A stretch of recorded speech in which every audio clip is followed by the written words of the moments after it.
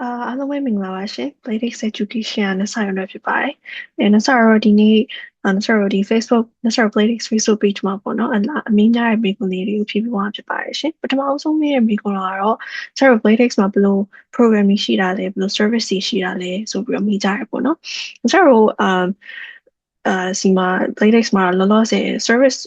သုံးမျိုးသုံးစားရှိရပေါ့နော်။ပထမအဆုံးတစ်ခုကတော့ one-on-one consulting ပေါ့နော်။ဒီ one-on-one consulting ကတော့ necessarily ဒီ Bladix မှာရှိတဲ့ consultant တွေနဲ့မိနစ်30ပေါ့နော်တစ်ခါပုတ်ခင်မိနစ်30အဲဟို session လေးတွေနဲ့ကိုသိချင်တဲ့မိကုံးလေးတွေကိုမေးလို့ရမယ်session လေးတွေပေါ့နော်ဒီမှာဘယ်လိုမီတာတက်ရင်ကောင်းမလဲကနေစပြီးတော့ကိုရွေးချယ်လိုက်တဲ့ consultant ကျွမ်းကျင်တဲ့နိုင်ငံဒီအကြောင်းအထီကိုမေးလို့ရတယ်ပေါ့နော်အကုန်လုံးuniversity တက်တဲ့ experience ဘယ်လိုရှိတာလဲအကြောင်းဘယ်လိုရှောက်လဲ application ဖြေတာခက်လားpersonal statement ဘယ်လိုရေးရလဲ resume ဘယ်လိုပြင်လဲအဲ့လိုမျိုးမေးခွန်းလေးပေါ့ပါမေးခွန်းလေးမေးလို့ရမယ့် session လေးပေါ့နော်အကယ်ထားပါတော့ကို book လိုက်တဲ့ consultant ကကိုတက်နေတဲ့သူတက်နေတဲ့အကြောင်းပါလဲကိုကတက်ချင်တယ်ကိုကလည်းမိကြသူတက်နေတဲ့မိကြလည်းစိတ်ဝင်စားတယ်ဆိုလို့ရှိရင်ဆိုတော့consultant တွေဘက်ကနေပြီးတော့ mentoring service ကိုဆက်လက်ပြီးတော့ offer လုပ်တယ်ပေါ့နော်ဒီ mentoring service ကတော့ဒီ consultant တိုင်းက offer လုပ်တဲ့ service တော့မဟုတ်ဘူးဘာလို့လဲဆိုတော့ဆိုတော့ဒီ mentorship service မဟုတ်တဲ့ program ပေါ့နော်ကဘယ်လိုမျိုးလဲဆိုတော့ဒီဆိုတော့ဒီကျောင်းသားယောက်ကကျောင်းလျှောက်တော့မယ်ဆိုလို့ရှိရင် application ဖြည့်ရဲဒါကျောင်းဝင်ခွင့်ရတဲ့အထိပေါ့နော်အဲ့ဒီအထိကိုကူညီပေးတာဖြစ်ပါတယ်အဲ့တော့ပြောရမယ်ဆိုအချိန်လဲအင်မတန်ကုန်တယ်ပေါ့နော်အင်အားလဲအကုန်နဲ့အတွက်ကြောင့်မလို့ဒီဒါ consultant အတိုင်းတော့ offer မလုပ်ပါဘူးဒါပေမဲ့ offer လုပ်ပြီဆိုလို့ရှိရင်စရဝနေပြီးတော့ one-on-one consulting လိုမျိုးတစ်ချိန်တစ်ခါပဲတွေ့တာထက်ဆိုင်လို့ရှိရင်အချင်းချင်းလိုအပ်တယ်လို့တွေ့တယ်ပြီးလို့ရှိရင် application ဖြည့်တာပြီးတော့အကြောင်းဘယ်လိုရွေးရမလဲ university admission offer ရခဲ့ပြီဆိုလို့ရှိရင်လည်းဘယ်လိုမျိုးဘယ်လိုမျိုး compare လုပ်ပြီးရွေးရမလဲပေါ့နော်ပြီးတော့ personal statement ဘယ်လိုရေးရမလဲစသဖြင့်ပေါ့နော်ပြီးလို့ရှိရင် deadline ကတော့ဖြင့်application deadline ကတော့ဖြင့်ဘယ်နေ့မှာအဲ့မတိုင်ခင် application တင်ရမယ်အဲ့လိုမျိုးပေါ့နော်စသဖြင့်အကုန်လုံးကူညီပေးပါတယ်ဒါကတော့ mentorship service လေးပေါ့နော်ဒီကျောင်းရှောက်တာ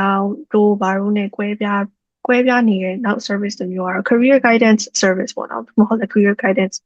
program ပေါ့နော်ဒီဟာကတော့ဗာလဲဆိုတော့ဆိုတော့Bladix မှာရှိရ consultant တွေမှာဒါ work experience ရှိရ consultant တွေလည်းရှိရတော့မဟုတ်ထားပါတော့အရင်တော့အလုပ်လုပ်ခဲ့ပြီးတော့အခုကျောင်းပြန်တက်နေတဲ့အာ consultant တွေလည်းရှိရပေါ့နော်အဲ့တော့ဒီလိုမျိုး consultant တွေကနေပြီးတော့ဒီ major ထားပါတော့ bachelor degree နဲ့ဘယ်လိုအလုပ်တွေလုပ်လို့ရလဲဒါပါ business major တက်ထားရဲဆိုလို့ရှိရင်ဘယ်လိုမျိုးအလုပ်တွေရှိလဲစသဖြင့်ပေါ့နော်အဲ့လိုမျိုးမိကုန်းတွေကိုဖြည့်ပေးပါတယ်ပြီးတော့resume ဘယ်လိုရေးရမလဲအဲ့လိုမျိုးပေါ့နော် interview ဖြည့်ရစီမှာ tips and tricks တွေပါလေးလဲအဲ့လိုမျိုးအားလေးကိုကူညီပေးပါတယ်ရှင်ဒါကတော့ sorry Playdex မှာလောလောဆယ် offer လုပ်ပေးနေတဲ့ service သုံးမျိုးဖြစ်ပါတယ် service တွေအကုန်လုံးက free of charge ဖြစ်ပါတယ်ရှင်sorry လောလောဆယ် Playdex မှာ consultant ဒီနိုင်ငံပေါင်း22နိုင်ငံနေပြီးတော့ consultant ပေါင်းအယောက်20ကျော်ရှိရပေါ့နော်နောက် sorry ဒီ Playdex Facebook page မှာအမေများရပြီကွာဒီ consultant အနေနဲ့ဘယ်လိုမျိုး advice session book လုပ်ရမလဲဆိုရင်မျိုးလေးလည်းအမေများရပေါ့နော်လို့ဆိုလို့ရှိရင်ဒါ sorry ဒီအခု video လေးကနေရှင်းပြချင်ပါတယ်ဒီခုလောဆရာကတော့ sorry ဒီ consultant တွေကို categorize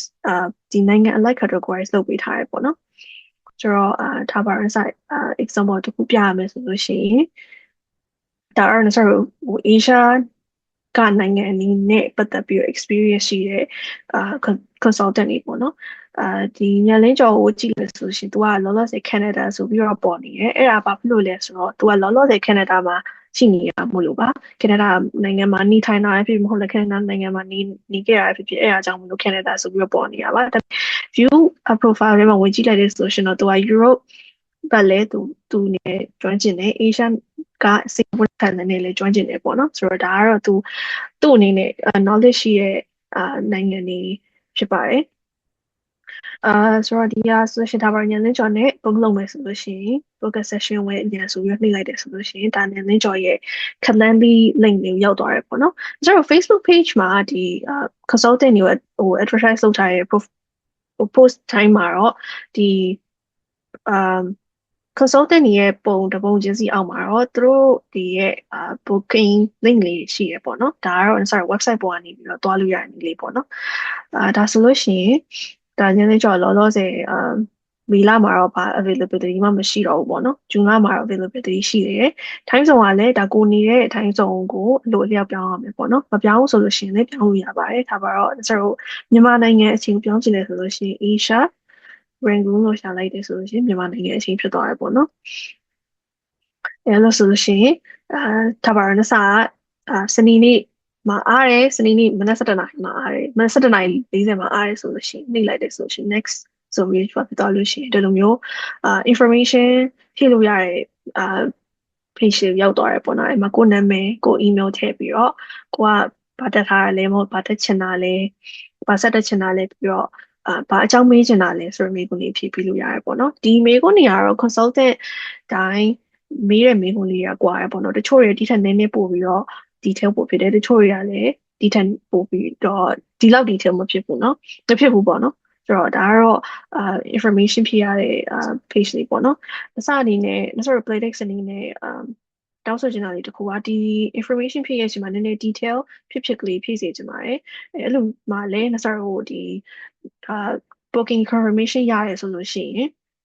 ဒီ information ကို consultant တွေက review လုပ်ပြီးတော့သူတို့အနေနဲ့လည်းဒီလာမဲ့ advising session အတွက် prepare လုပ်မှာပေါ့နော်ဆိုတော့ဒါကတော့ညလင်းကျော် specific ညလင်းကျော်ပေါ့နော်အစားကexample လေးပြချင်လို့ညနေချော်နဲ့ book လေးလုပ်လိုက်တယ်ပေါ့နော်book လုပ်တယ်ဆိုလို့ရှိရင်စာက book လုပ်လိုက်တယ်လို့ဆိုတော့စာဒီ email လေးရတယ်ဆိုလို့ရှိရင်ဒါစာရွေးလိုက်တဲ့အချိန်ပေါ့နော်ဒါကတော့စာUS အချိန်ဖြစ်နေလို့ပါဒါပေမဲ့ခုနကမြန်မာနိုင်ငံအချိန်ဆိုလို့ရှိရင်မြန်မာနိုင်ငံကို time zone နဲ့ကိုပေါ်ပါတယ်အချိန်ပါမယ်ပြီးတော့ထားပါကို advising အချိန်ရောက်ပြီဆိုလို့ရှိရင်ဒီကို join Google Meet ဆိုပြီးတော့ Google Meet နဲ့ join ဒါလေးနှိပ်ပြီးတော့ join လိုက်ရမှာပဲဒါကတော့ခဏစဖြည့်ထားတဲ့ information ပေါ့နော်စာတော့ဖြင့် bachelor degree ရှိတယ်စာhealthcare field မှာတခြား master degree မဟုတ်လည်း PhD degree တက်ချင်တယ်ပေါ့ဒါကတော့ဥပမာပေါ့နော်စာပါသိချင်လဲဆိုတော့အကြောင်းနဲ့ပတ်သက်တဲ့ information သိချင်တယ်ပေါ့ဒါကတော့စာဥပမာပြချင်တဲ့အတွက်ကြောင့်မလို့ခန့်တော့လေးဖြည့်လိုက်တာဖြစ်ပါတယ်ဒီ booking လုပ်မဲ့လူတွေအနေနဲ့ဒီထက်ကိုသိချင်တဲ့အကြောင်းကိုမေးချင်တဲ့အကြောင်းလေးကို detail ဖြစ်ကလေးဖြည့်ပေးဖို့ Nasara Playtex ဘက်ကနေတောင်းဆိုချင်ပါတယ်ရှင်Nasara Playtex ကိုစိတ်ဝင်စားနဲ့ရှိပြီလို့ကျေးဇူးများတင်ပါတယ်ရှင်ဒီနေ့ကဒီလောက်ပါပဲတက်တာ